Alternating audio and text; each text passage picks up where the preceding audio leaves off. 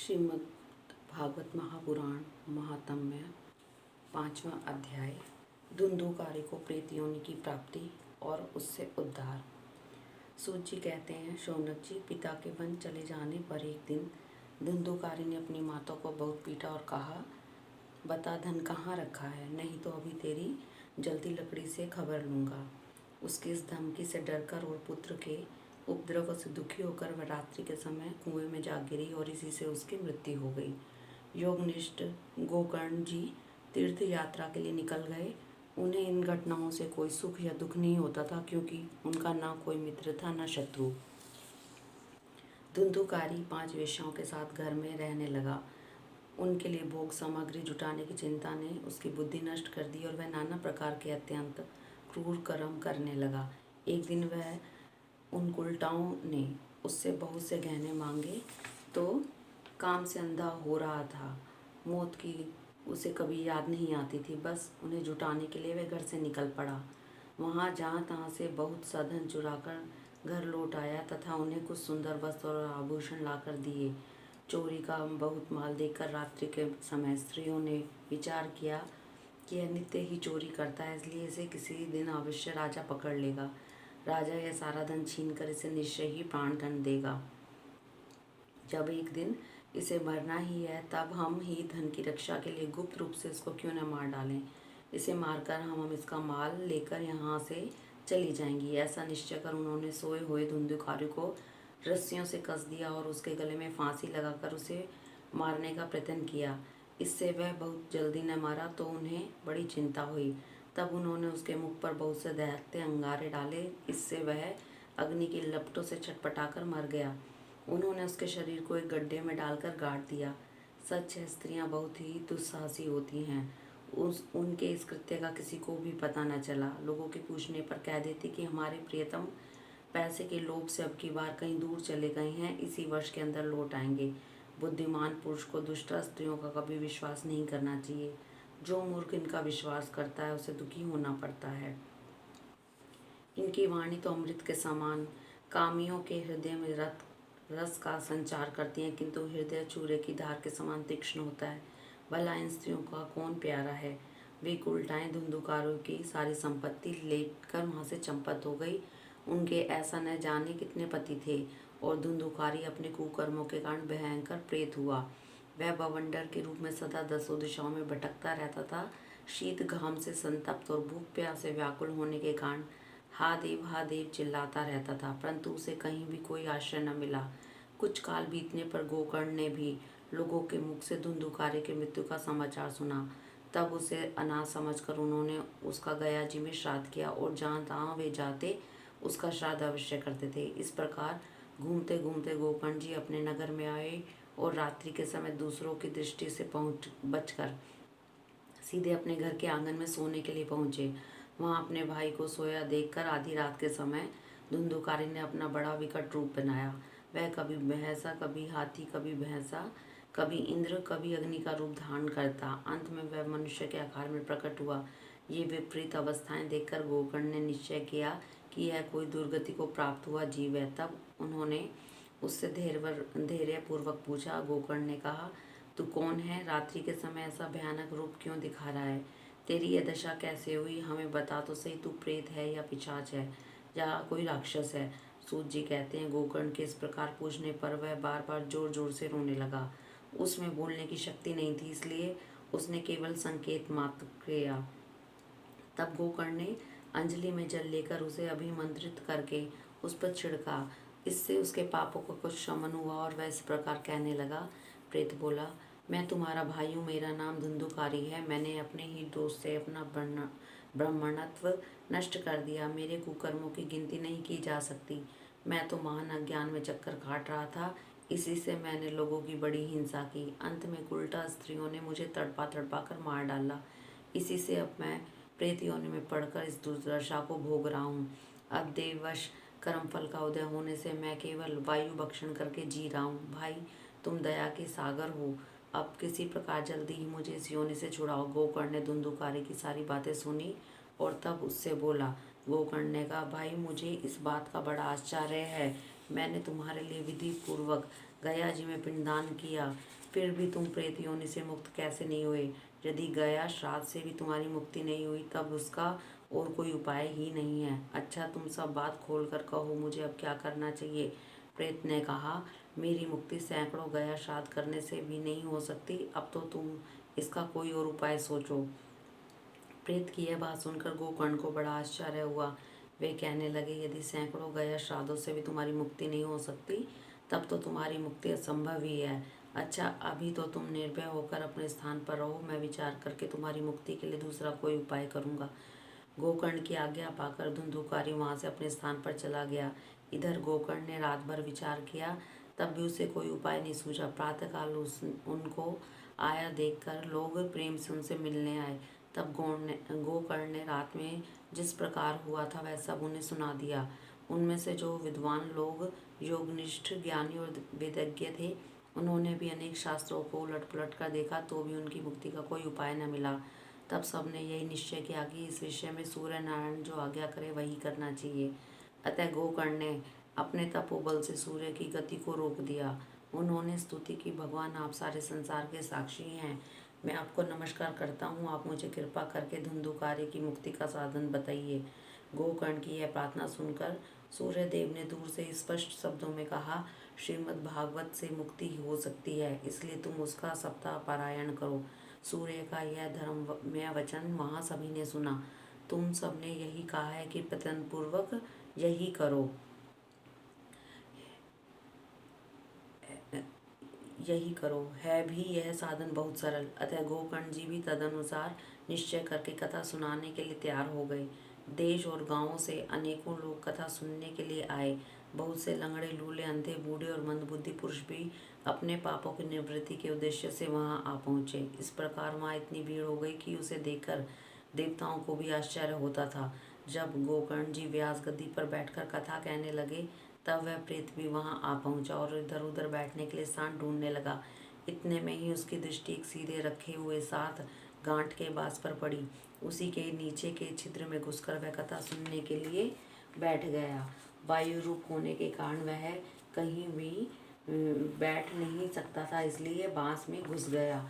गोकर्ण ने एक वैष्णव ब्राह्मण को मुख्य श्रोता बनाया और प्रथम स्कंद से ही स्पष्ट स्वर में कथा सुनानी आरंभ कर दी। सायकाल में जब कथा को विश्राम दिया गया तब एक बड़ी विचित्र बात हुई। वहां सभासदों के देखते देखते उस बांस की एक गांठ तड़ तड़ करती हुई फट गई। इसी प्रकार दूसरे दिन सायंकाल में दूसरी गांठ फटी और तीसरे दिन उसी समय तीसरी। इस प्रकार 7 दिनों में 7 गांठों को फोड़कर धुंधुकारी 12 स्कंदों के सुनने से पवित्र होकर प्रेत योनि से मुक्त हो गया और दिव्य रूप धारण करके सबके सामने प्रकट हुआ। उसका मेघ के समान श्याम शरीर पीताम्बर और तुलसी की मालाओं से सुशोभित था तथा सिर पर मनोहर मुकुट और कानों में कमनीय कुंडल झिलमिला रहे थे। उसने तुरंत अपने भाई गोकर्ण को प्रणाम करके कहा, भाई, तुमने कृपा करके मुझे प्रेत योनि की यातनाओं से मुक्त कर दिया। यह प्रेत पीड़ा का नाश करने वाली श्रीमद् भागवत की कथा धन्य है तथा श्री कृष्णचंद्र के धाम की प्राप्ति कराने वाला इसका सप्ताह पारायण भी धन्य है। जब सप्ताह श्रवण का योग लगता है तब सब पाप थर्रा उठते हैं कि अब यह भागवत कथा जल्दी ही हमारा अंत कर देगी। जिस प्रकार आग गीली, सूखी, छोटी बड़ी सब तरह की लकड़ियों को जला डालती है, उसी प्रकार यह सप्ताह श्रवण मन, वचन और कर्म द्वारा किए हुए नए पुराने छोटे बड़े सभी प्रकार के पापों को भस्म कर देता है। विद्वानों ने देवताओं की सभा में कहा है कि जो लोग इस भारतवर्ष में श्रीमद् भागवत की कथा नहीं सुनते उनका जन्म वृथा ही है। भला मोहपूर्वक लालन पालन करके यदि इस अनित्य शरीर को हष्ट पुष्ट और बलवान भी बना लिया जाए तो भी श्रीमद् कथा सुने बिना इससे क्या लाभ हुआ। अस्थियां इस शरीर के आधार स्तंभ हैं। नस नाड़ी रूप रस्सियों से यह शरीर बंधा हुआ है। ऊपर से इस पर मांस और रक्त थोपकर इसे चर्म से मढ़ दिया गया है। इसके प्रत्येक अंग में दुर्गंध आती है, क्योंकि है तो यह मलमूत्र का भांड ही।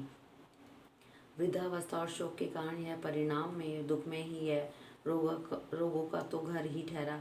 यह निरंतर किसी न किसी कामना से पीड़ित रहता है, कभी इसकी तृप्ति नहीं होती। इसे धारण किए रहना भी एक भार ही है।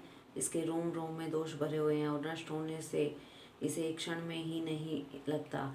अंत में यदि इसे गाड़ दिया जाता है तो इसके कीड़े बन जाते हैं, कोई पशु खा जाता है तो यह विष्ठा हो जाता है, और अग्नि में जला दिया जाता है तो भस्म की ढेरी हो जाता है।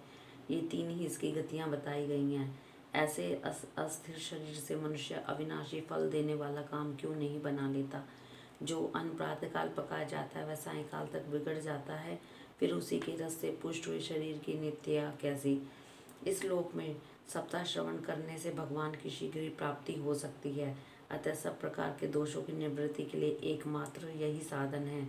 जो लोग भागवत की कथा से वंचित हैं वे तो जल में बुदबुदे और जीवों में मच्छरों के समान केवल मरने के लिए ही पैदा होते हैं। भला जिसके प्रभाव से जड़ और सूखे हुए बांस की गांठें फट सकती है, उस भागवत कथा का श्रवण करने से चित्त की गांठों का खुल जाना कौन सी बड़ी बात है? सप्ताह श्रवण करने से मनुष्य के हृदय की गांठ खुल जाती है, उसके समस्त संशय छिन्न भिन्न हो जाते हैं और सारे कर्म क्षीण हो जाते हैं। यह भागवत कथा रूप तीर्थ संसार के कीचड़ को धोने में बड़ा ही पटु है। विद्वानों का कथन है कि जब यह हृदय में स्थित हो जाता है तब मनुष्य की मुक्ति निश्चित है। जिस समय धुंधुकार ये सब बातें कह रहा था, जिसके लिए वैकुंठवासी पार्षदों के सहित एक विमान उतरा, उससे सब और मंडलाकार प्रकाश फैल रहा था। सब लोगों के सामने ही धुंधुकार उस विमान पर चढ़ गया। तब उस विमान पर आए हुए पार्षदों को देखकर उनसे गोकर्ण ने यह बात कही।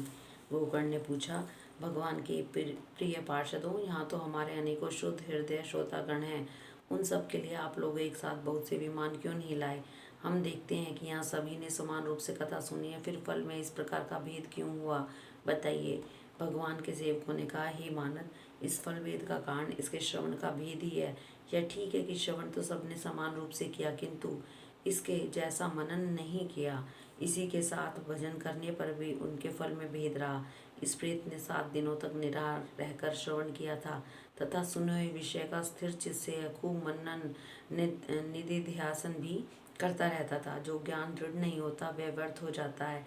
इसी प्रकार ध्यान न देने से, श्रवण का, संदेह से, मंत्र का और चित्त के इधर उधर भटकते रहने से जब का कोई फल नहीं होता। वैष्णवहीन देश, अपात्र को कराया हुआ श्राद्ध का भोजन, अश्रोत्रियों को दिया हुआ दान एवं आचारहीन कुल, इन सब का नाश हो जाता है। गुरु वचनों में विश्वास, दीनता का भाव, मन के दोषों पर विजय और कथा में चित्त की एकाग्रता इत्यादि नियमों का यदि पालन किया जाए तो श्रवण का यथार्थ फल मिलता है। यदि ये श्रोता फिर से श्री भागवत की कथा सुनेंगे तो निश्चय ही सबको वैकुंठ की प्राप्ति होगी। और गोकर्ण जी, आपको तो भगवान स्वयं आकर गोलोक धाम में ले जाएंगे। यूँ कहकर वह पार्षद हरि कीर्तन करते हुए वैकुंठ लोक को चले गए। श्रावण मास में गोकर्ण जी ने फिर उसी प्रकार सप्ताह क्रम से कथा कही और उन श्रोताओं ने उसे फिर सुना। नारद जी, इस कथा की समाप्ति पर जो कुछ हुआ वह सुनिए। वहाँ भक्तों से भरे विद्वानों के साथ भगवान प्रकट हुए। सब ओर से खूब जय जयकार और नमस्कार की ध्वनियाँ होने लगी। भगवान स्वयं हर्षित होकर अपने 5 जन्य शंख की ध्वनि करने लगे और उन्होंने गोकर्ण को हृदय से लगाकर अपने ही समान बना लिया। उन्होंने क्षण भर में ही अन्य सब श्रोताओं को भी मेघ के समान श्यामवर्ण, रेशमी पीताम्बर धारी तथा किरीट और कुंडल आदि से विभूषित कर दिया। उस गांव में कुत्ते और चंडाल पर्यंत जितने भी जीव थे वे सभी गोकर्ण की कृपा से विमानों पर चढ़ा लिए गए तथा जहाँ योगीजन जाते हैं उस भगवत धाम में भेज दिए गए। इस प्रकार भगवत्सल भगवान श्री कृष्ण कथा श्रवण से प्रसन्न होकर गोकर्ण जी को साथ ले अपने ग्वाल बालों के प्रिय गोलोक धाम में चले गए। पूर्व काल में जैसे अयोध्यावासी भगवान श्री राम के साथ साकेत धाम सिधारे थे, उसी प्रकार भगवान श्री कृष्ण उन सबको योगी दुर्लभ गोलोक धाम को ले गए, जिस लोक में सूर्य, चंद्रमा और सिद्धों की भी कभी गति नहीं हो सकती, उनमें वे श्रीमद् भागवत श्रवण करने से चले गए। नारद जी, सप्ताह यज्ञ के द्वारा कथा श्रवण करने से जैसा उज्ज्वल फल संचित होता है उसके विषय में हम आपसे क्या कहें। अजी, उन्होंने अपने कटुपूर्ण से गोकर्ण जी की कथा के एक अक्षर का भी पान किया था। वे भी माता के गर्भ में नहीं आए। जिस गति को लोग वायु, जल या पत्ते खाकर शरीर सुखाने से, बहुत काल तक घोर तपस्या करने से और योगाभ्यास से भी नहीं पा सकते, उसे वे सप्ताह श्रवण से सहज में ही प्राप्त कर लेते हैं। इस परम पवित्र इतिहास को पवित्र पाठ चित्रकूट पर विराजमान मुनीश्वर चांडिल्य भी ब्रह्मानंद में मग्न होकर करते रहते हैं। यह कथा बड़ी ही पवित्र है, एक बार के श्रवण से इस समस्त पाप राशि को भस्म कर देती है। यदि इसका श्रद्धा के साथ पाठ किया जाए तो इससे पितृगण को बड़ी तृप्ति होती है और नित्य पाठ करने से मोक्ष की प्राप्ति होती है। हरिओम तत्सत।